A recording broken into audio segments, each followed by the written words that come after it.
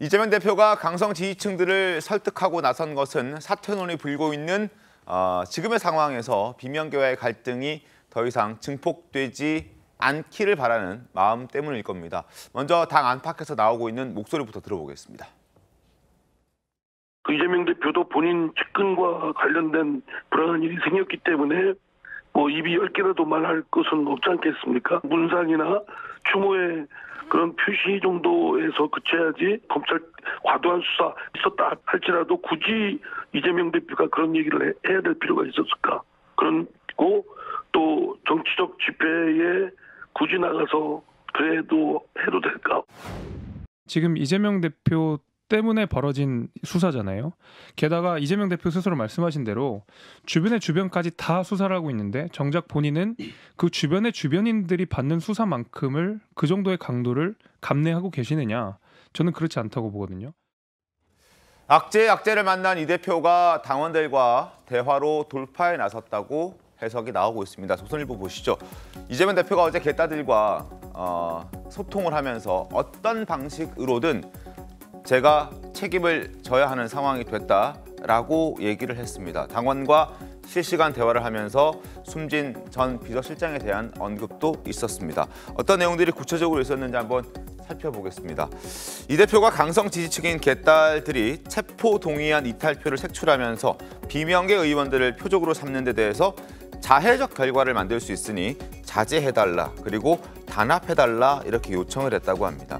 이 대표는 비명계를 이렇게 표현했습니다. 저쪽이라고 지칭하면서 저쪽이 공격하면 분열 시작, 이렇게 헤드라인이 담기겠지만 거기에 지금 개딸들, 강성 지지층들이 반격을 하기 시작하면은 다음 꼭지는 갈등 격화, 곧 분당될 것이다. 이렇게 해서 상황이 안 좋아지고 악화되는 빌미만 제공하게 되다 보니 이런 행동들 좀 자제해 주길 바란다, 이런 목소리를 냈습니다. 그러나 이재명 대표도 비명계가 불편한 건 마찬가지인 것 같습니다. 저쪽이라는 표현을 사용해서 다소 좀 논란을 불러일으키기도 했는데 어찌됐든 공격은 좀 자제해달라. 멱살 잡고 싶은 심정은 충분히 알겠지만 그렇다고 해서 그게 결코 민주당 그리고 이재명 대표 강성 지지층들에게 좋은 게 결코 아니기 때문에 공격은 자제해달라라는 메시지를 내놨습니다. 그리고 같은 시각 어제 비명계 의원들도 따로 세미나를 가졌습니다.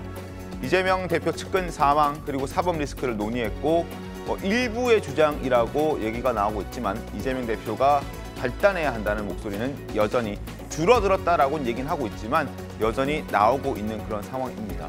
자, 어떤 방식으로든 책임지겠다는 이 대표의 목소리 직접 들어보겠습니다. 이번에 유명을 달리하신 그 분은 제가 만난 공직자 중에 정말로 가장 성실하고 가장 청렴하고 정말 최선을 다하는 진짜 공직자의 표상 같은 분이었어요. 제 곁에 있었다는 이유로 사실은 당한 일이어서 저로서야 참 제가 어떤 방식이든 간에 책임을 지지 않을 수 없는 그런 안타까운 상황인데 이런 그만하죠. 어떤 방식으로든 자신이 책임져야 한다라고 얘기는 했지만 일단 어떻게 책임지겠다라는지 구체적으로 얘기한 게 없어서 또 궁금증을 자아내는 것 같은데 어떻게 책임지겠다는 건가요? 책임지겠다는 게 아니고 책임을 져야 하는 상황이라고 하는 거는 의미가 좀 다르다고 생각합니다. 무슨 얘기냐면 이재명 대표는 지금까지 이런 모든 혐의에 대해서 소설이다, 이렇게 얘기를 해왔죠. 그리고 혐의가 없다고 얘기를 해왔어요. 그러면 사실 주변 분들이 극단적 선택을 하는 데에 대한 자기 책임은 없는 거죠. 혐의가 없는데 검찰이 자꾸 그걸 털다 보니까 이런 일이 벌어졌다는 게 이재명 대표의 생각이기 때문에 그 생각의 연장선상에 있으면 본인이 책임져야 할 상황은 없는 거고, 오히려 어찌 보면 검찰을 규탄하는 것이 본인이 이 사태에 대해 책임져야 되는 상황이라고 저는 이재명 대표가 생각할 거라고 봅니다. 그런 관점에서 본다면 책임이라는 게 정치적 책임, 도의적 책임, 법률적 책임 이런 것들이 있는데 법률적 책임은 소설이니까 진리가 없고 그러니까 아마 정치적 책임 정도, 그것도 정치적 책임은 결국 본인이 이런 모든 혐의를 나중에 법정에 가서 벗고 무죄로 돌아오는 것, 아마 이런 것들을 생각하고 있는 것 아닌가. 그러니까 지금 이 시점에 얘기를 하고 보면 결국 본인이 책임질 일은 없다는 걸 이렇게 얘기하는 거와 다름 아니다. 저는 이렇게 봅니다. 서울 대변인 어떻게 보셨습니까? 이게 그 같이 일했던 전 비서실장의 죽음 좀 안타깝잖아요. 네. 그러니까 인간적으로 여러 가지 생각을 하실 것 같아요. 미안한 감정도 있고 왜 나 때문에 이런 여러 가지 고초를 겪어야 되지 이런 생각들 때문에 얘기를 하신 것 같아요. 그러니까 어떤 방식으로든 책임을 진다는 것은 본인의 거치보다는 그의 죽음이 나름대로 어떤 억울하지 않게 하겠다 그런 책임도 들어가 있는 것 같아요. 근데 저는 그렇습니다. 지금 뭐 국민의힘 측 패널들도 아까 뭐 나와서 하는 말이 이재명 대표의 죄가 많다라고 규정을 하는데 저희는 그렇게 보지 않습니다. 그러니까 한 사람을 타켓으로 해서 검찰이 수사를 들어가면 이렇게까지 되는구나. 통상적으로 검찰의 이 무소불위의 기소 권한 네. 무섭습니다. 한 사람을 찍어서 들어가잖아요. 그러면 그 사람의 나올 때까지 주변 사람, 가족, 친지, 아는 사람, 같이 근무했던 사람 탈탈탈 털어서 조여옵니다. 그러면서 극단적 선택을 하는 것이고요. 비단 지금 이재명 대표 주위에서 이번에 뭐 4명, 뭐 병사로 죽으신 분까지 네, 네. 5명이라고 하는데 지금 검찰의 강압수사로 죽은 분들이 10년 동안 100명이 넘습니다. 매년 10명씩은 나와요, 평균. 그러니까 이게 무엇을 얘기할까요? 검찰의 수사 방식, 이런 부분들이 과연 지금 전 비서실장에게도 그렇게 적용되지 않았냐라는 것들을 이재명 대표는 주장하는 것이고 법률상의 부분도 혐의가 없다고 얘기하는 거예요. 그런데 그게 문제입니까? 혐의 없다고 하는 것들이. 그래서 저는 책임 부분에 대해서 당원들하고 이번에 만난 것은 본인이 당원들, 정당의 주인인 당원들에게 의견을 묻고 싶어서 가서 본인의 얘기를 솔직하게 한 것이지 이게 비명과 반명 이 부분들을 어떤 이런 적극 지지층에 다시 어떤 이 소구함으로써 자기의 지지 기반을 다시 다지고 싶다 이런 오해는 안 했으면 좋겠다는 좀 생각이 들어요. 저는 이재명 대표 이런 모습을 처음 보는데요. 사실 그간에 안타까운 일들이 많이 있었지 않습니까? 이재명 대표를 향한 수사 과정에서 사실 이재명 대표의 그간의 모습을 본다면은 또 검찰의 탄압, 검찰 공화국, 청와대의 독재 이런 얘기를 해야 되겠죠. 하지만 책임이라는 얘기를 처음 나왔고 굉장히 안타까워했는데 이 시점이 결국 전 비서실장의 안타까운 고인의 죽음인데 그분의 죽음의 유서에 초점을 맞춰야 된다 보는 게 왜냐하면은 일만 했을 뿐인데 본인이 억울하다 그랬죠. 그리고 수사와 관련해서 이재명 대표가 책임질 부분이 있을 거라고 얘기했고 그리고 마지막으로 한 말이 정치를 내려놓으라 그랬단 말이에요. 다른 분도 아니고 이재명 대표의 성남시장 시절, 경기지사 시절 비서실장을 하고 오랜 측근으로 옆에 있었는데 모든 걸 다 알 거란 말이죠. 그렇기 때문에 이재명 대표가 7시간을 기다리면서까지 조문을 하고 했는 그런 부분에 우리가 관심을 가져야 되고 다시 한번 그 시간을 본다면은 이재명 대표가 뭔가 또 다른 유서나 나오지 않았지만 그런 부분에서 굉장히 불안해 있다. 그런 걸 볼 수 있고 정말 이재명 대표가 정말 책임이란 말을 제대로 지겠다는 뜻이라면은 박근혜 전 대통령과 오버랩이 됩니다. 박근혜 전 대통령은 법정에서 그 얘기를 했어요. 법정에서 진술은 법적 증거를 가지고 모든 게 다 신빙성이 있습니다. 본인이 다 책임질 테니 일을 한 공무원들에 대해서는 더 이상 책임을 묻지 말고 모든 것을 다 법원이나 검찰도 더 이상 그분들에 대해서 용서를 해달라. 그렇게 얘기했단 말이죠. 하지만 이재명 대표는 그렇지 않고 늘 본인이 검찰 탄압으로 주장했고 법정에서도 그런 얘기 한마디 한 적이 없어요. 그렇기 때문에 저는 이재명 대표의 책임이라는 이 부분이 또다시 어떤 불안감, 검찰 탄압이라는 얘기를 하기 위한 그러한 어떤 통과 의례식으로 나오는 그런 제스처에 불과하다 그렇게 봐집니다.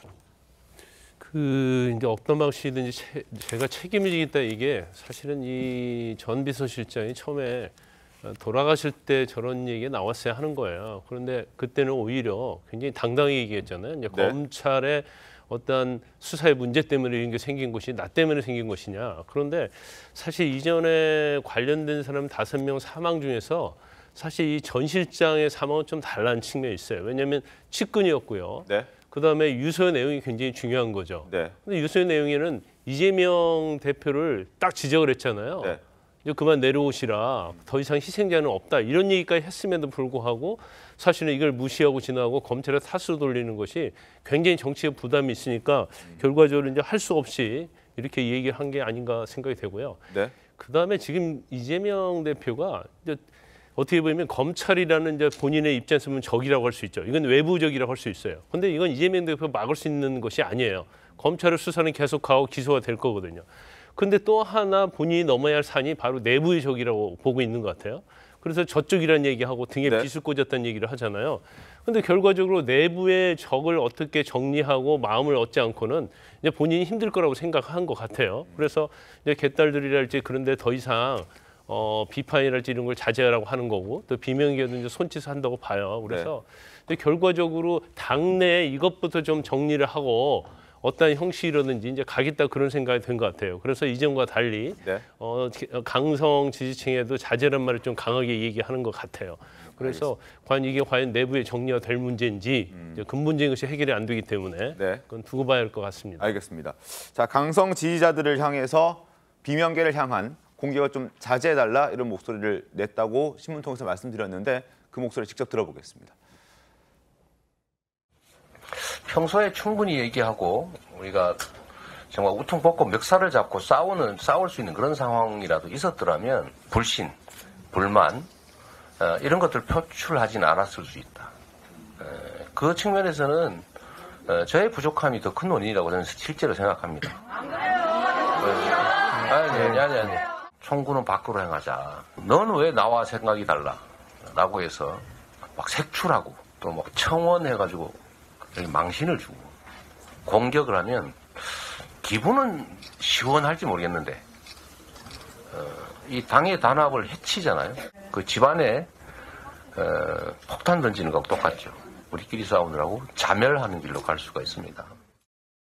자, 이렇게 얘기를 했습니다만 과연 강성 지지층들이 이 대표의 말을 들어줄지 아닐지는 좀 지켜봐야 할 것 같습니다. 오늘 아침에도 박예슬 씨라는 개딸이라고 본인을 소개하는 사람이 라디오에 출연해서 이런저런 얘기를 한 게 있더군요. 저희가 좀 모아봤습니다. 들어보시죠. 수박이라는 표현을 많이 쓰잖아요. 이제 이재명 당대표도 이야기하셨죠. 수박이란 표현을 자제해달라. 근데 수박 의원분들이 나오셔서 언론에서 이제 본인들이 수박인 것처럼 먼저 얘기하시면서 의견을 내시니까 문재인 전 대통령까지 수박이라고 생각하는 사람들이 꽤 있다라는 어떤 그 자기 고백밖에 안 되는 거잖아요. 그거. 개인적인 의견이기 때문에 그런 의견을 가지신 분들도 있겠죠. 그래서 이낙연 전 대표 영구 제명, 네. 박지현 전 비대위원장 출당 요구 이런 거 같은 경우 공격 아닙니까? 저는 지지자분들이 청원으로 또 올리시는 거기 때문에 그걸 뭐 어떻게 할 수는 없다고 생각해요. 대선 기간 후보 시절에 이 이낙연 전 당대표가 사실 열심히 돕지 않았다라는 의견들이 굉장히 많았어요. 박성민 비서관님, 일단 표현을 자제해달라는 목소리를 냈지만 수박이라고 불리는 그 의원들이 수박과 같은 의견들을 내니까 어쩔 수 없다. 뭐 이런 취지로 얘기를 하고 그리고 뭐 실적이라든지 이낙연 전 대표에 대한 어떤 영구 제명 이런 얘기에 있어서도 그들이 또 개인적인 의견으로 피력하는 거니까 그걸 막을 수는 없다. 결국 이재명 대표의 자제해달라는 요청도 먹혀들지 않을 수 있다. 뭐 이렇게 볼 수도 있을 것 같습니다. 근데 두 가지를 생각해야 되는 게 수박이라는 표현이 왜 쓰이고 어떤 의미로 쓰이는지를 보면요. 네. 그 수박이 안에가 빨갛잖아요. 네. 그러니까 이제 수박이라고 지칭을 하는 분들은 겉으로는 민주당인데 속으로는 국민의힘이라고 지칭을 하는 거거든요. 그렇죠. 그러니까 다른 당이다. 사실은 우리 당인 척하지만 이렇게 공격을 하고 계신데 사실 그분들의 의견을 보면 물론 이재명 대표와 뜻이 같지 않을 수 있고 다른 주류에 반하는 목소리를 내시는 분들도 계십니다. 근데 당 안에서 다양한 목소리가 나오는 것은 정당의 생리이고 민주주의의 원칙인 것인데 그것이 존재하는 현상이라고 해서 이분들이 모두 다 국민의힘 정치인이다. 또 우리 편이 아니다라고 규정짓고 배척하는 것이 과연 정당 민주주의에 어떤 도움이 되느냐. 그리고 그렇게 배척하는 과정을 지켜보고 계신 국민들께서 민주당을 도대체 어떤 정당이라고 생각할 것이냐. 이거를 좀 고민해 보셔야 된다고 생각해요.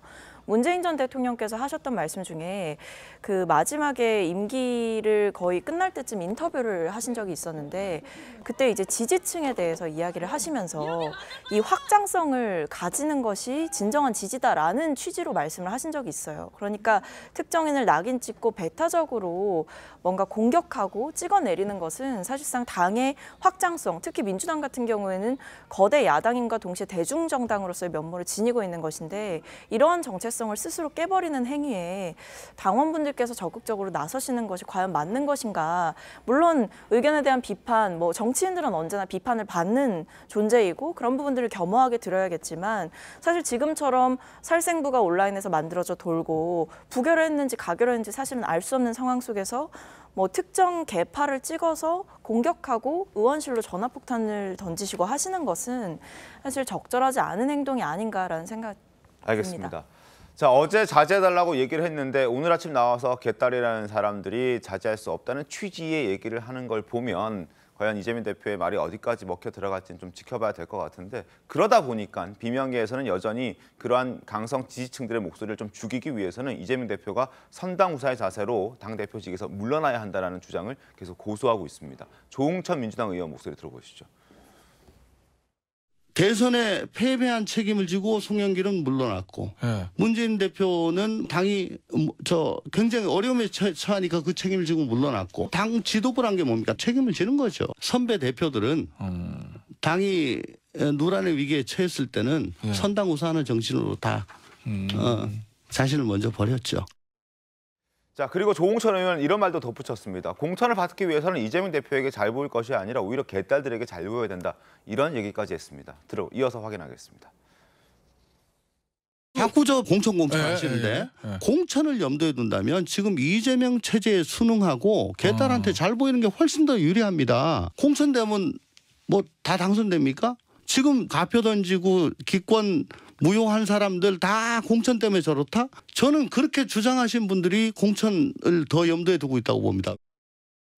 자, 그리고 지금 더불어민주당 이재명 대표는 비명계를 좀 끌어안기 위한 노력도 하고 있습니다. 비명계를 달리기 위해서 공천제도 TF팀을 만들었는데 그 구성에 비명계 의원들을 굉장히 많이 넣었습니다. 일단 단장에 이계호, 그다음 부단장에 정태호, 이낙연계 인사고 문정부 때 인사였습니다. 의원들도 맹성규, 송옥주, 조승래, 고영인, 김영배, 이소영, 배재정 모두 비명계로 분류되고 있는 인물들입니다. 친명계 의원들은 이해식, 문진석 두 사람밖에 없는 상황이어서 11명 중에 9명의 비명계 결국 조금 배려해주고 화해의 제스처를 좀 보내는 것 아닌가 해석도 나오고. 그거는 틀림없죠. 이제 공천을 자꾸 걱정을 하니까 그러니까 공천은 걱정하지 말라 이런 메시지 일환으로 공천제도 태스크포스라는 거를 이제 구성을 했고 저 공천제도 태스크포스에서 4월 정도까지 이제 공천제도와 관련한 뭐 이런 시스템을 정비한다 뭐 이렇게 알려져 있는데 자 공천이 공천제도대로 이루어진 거를 저는 별로 보질 못했습니다. 그렇죠? 여야 모두 공천제도는 잘 돼 있습니다. 그렇죠? 그런데 왜 꼭 총선 때나 이런 때 있으면 공천 파동이라는 것이 일어날까요? 공천 제도대로 하지 않기 때문이죠. 그렇기 때문에 공천 제도 태스크포스라는 것은 큰 의미는 없다. 오히려 이해찬 대표 시절에 지금 현재의 민주당 공천 시스템이 만들어졌거든요. 별로 손색이 없어요. 그리고 이게 뭐 상향식 공천 얘기를 많이 하잖아요. 그런 점에서 본다면 공천 제도 자체에는 여야 모두 별다른 문제가 없습니다. 그렇기 때문에 제도를 뭐 태스크포스까지 만들어서 지금 또 손본다 하는 것 자체도 별 의미가 없을 수 있죠. 다만 저런 것들이 다 만들어진 상태에서 이게 4월 달까지라고 그랬죠? 자, 그러면 공천이 실제 이루어지는 건 언제일까요? 내년 아마 연말. 1월. 내년 1월. 연초. 내년 연초. 올해 연말이나 내년 1월, 2월 요때쯤에 공천이 이루어질 거거든요. 이 공천 제도대로 이루어진다고 누가 보장할 수가 있겠어요. 오히려 과거의 예를 보면 그렇지 않은 사례가 훨씬 더 많아요. 그렇기 때문에 이재명 대표는 이제 저런 걸로 비명계를 좀 달래겠다 이런 그 의지를 가지고 있는데 실제 저게 효과를 발휘할 수는 없다. 저희는 경험상 그렇게 얘기할 수 있습니다. 비명계를 달리기 위한 제스처는 분명해 보이는데 실질적 효과는 없을 수 있다. 그러니까 뭐 효과가 있든 없든 저건 달래기 위한 부분도 분명히 있겠죠. 근데 달랜다는 표현은 좀 아닌 것 같아요. 당내의 어떤 소통을 강화하고 뭔가 좀 이렇게 멀찌감치 거리감을 두지 않고 좀 가깝게 오해하지 말아라. 오해를 푸는 것이죠. 근데 민주당 총선 공천제도 TF인데요. TF잖아요.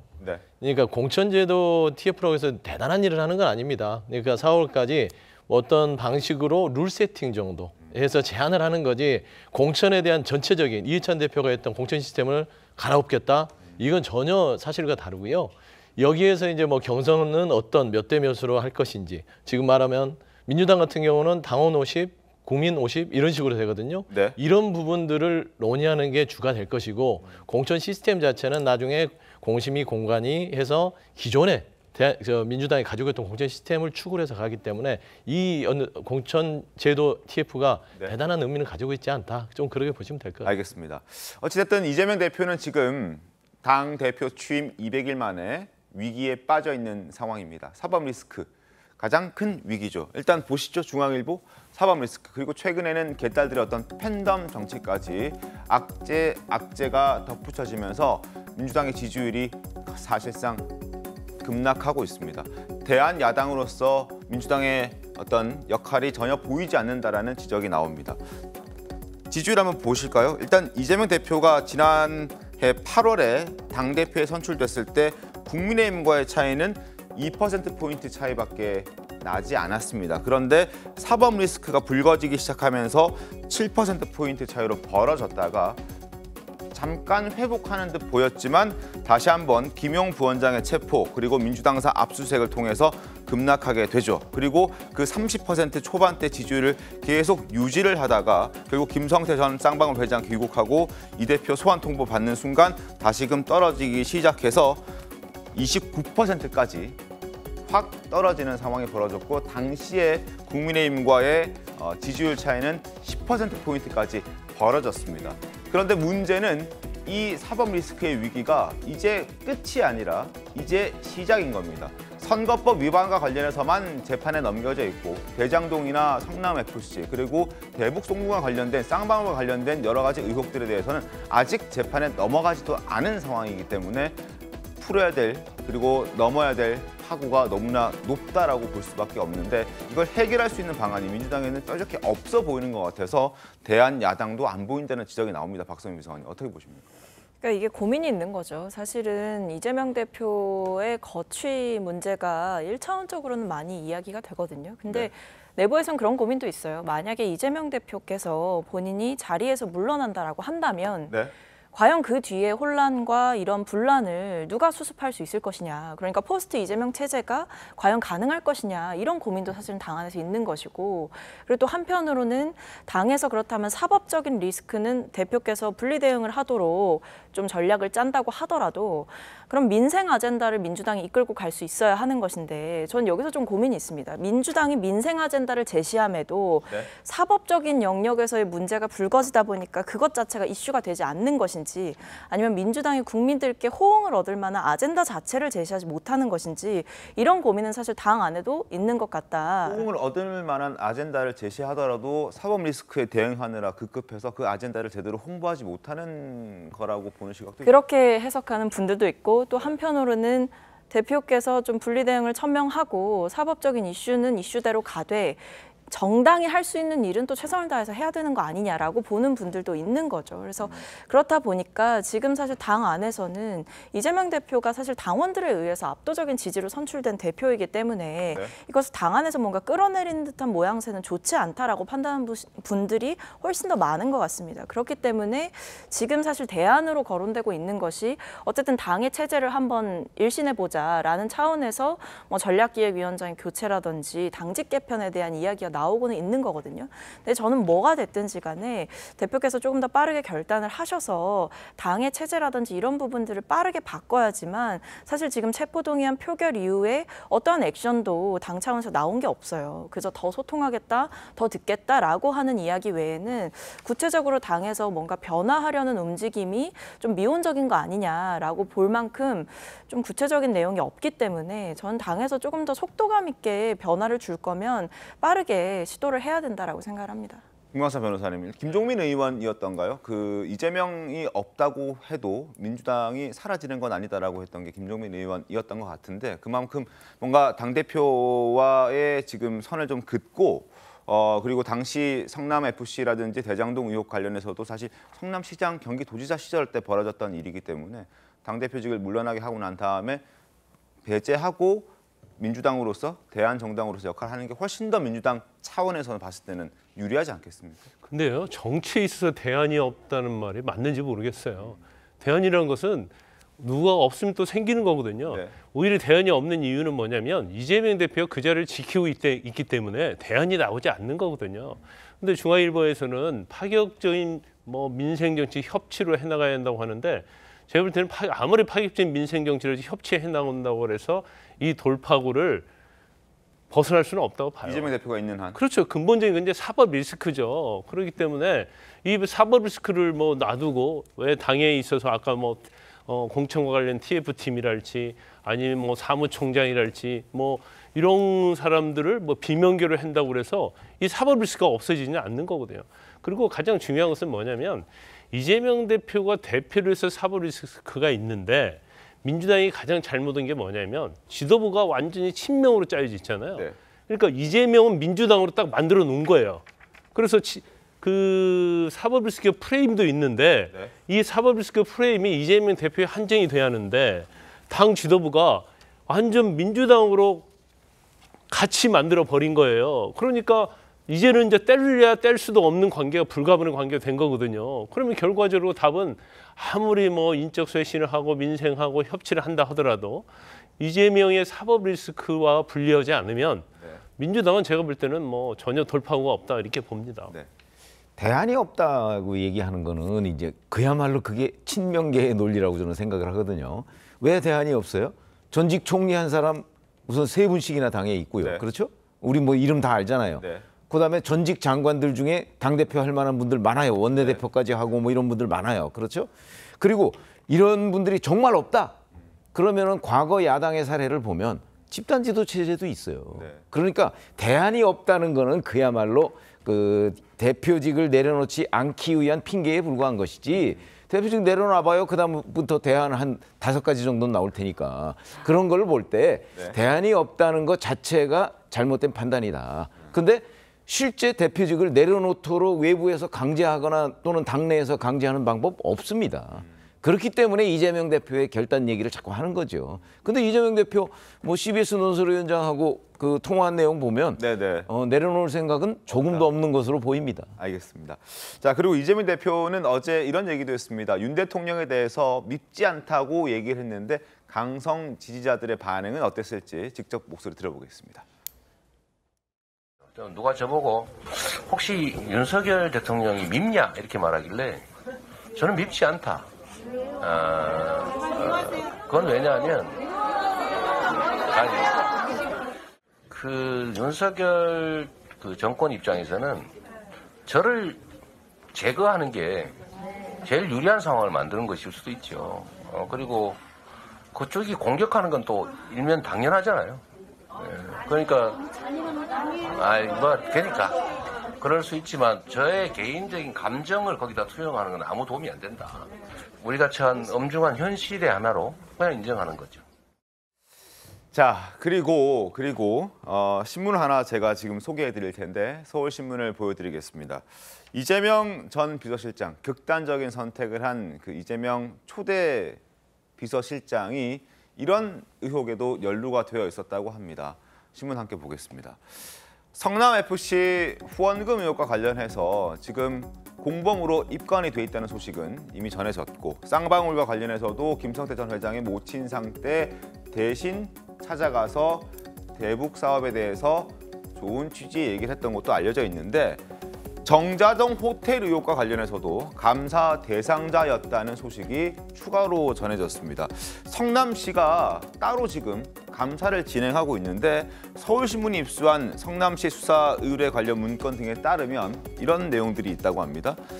성남시가 지난달부터 정자동 의혹에 대한 감사를 진행해 왔는데 이 대표와 정진상 전 실장 등과 함께 이 전모 씨, 전 비서실장도 감사 수사 의뢰 대상자로 지목이 됐었다고 합니다. 어떤 일들이 있었냐면 해당 문건을 보면 본건 개발 사업은 이재명 시장의 지시에 따라서 비서실장 출신인 이 전모 씨 주도하에 정책기획과 회계과 등등 다양한 과들이 전 부서가 동원됐다. 그리고 불과 1년 만에 비정상적으로 졸속 처리가 됐는데 그 과정에서 전 씨가 꽤나 많은 역할을 했고 그래서 배임과 직권남용, 권리행사 방해 혐의 등이 있다고 성남시 감사 결과 이런 내용이 있었다. 물론 지금 이제 은폐를 한 상황이었기 때문에 불러서 감사를 하진 않았다 이렇게 알려져 있고 그러나 이러한 혐의들이 있다라고 성남시는 보고 있기 때문에 수사 의뢰를 할 수도 있는 그런 상황이다.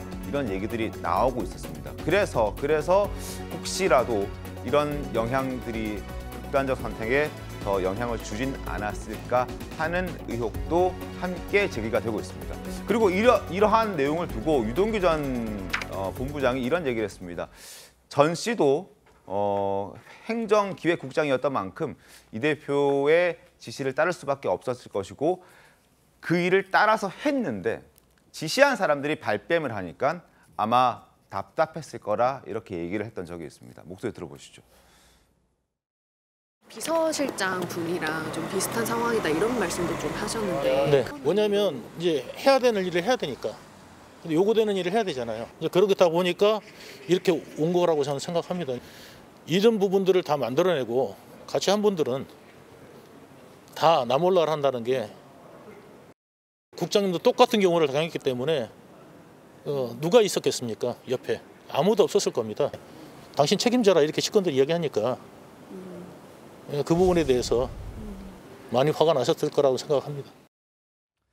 이 대표를 포함한 측근들이 지시하고 근데 문제가 발생하니 손절하는 느낌을 받았을 거다. 자신과 비슷했을 거다. 그래서 자신도 극단적인 선택을 시도했던 적이 있지 않습니까?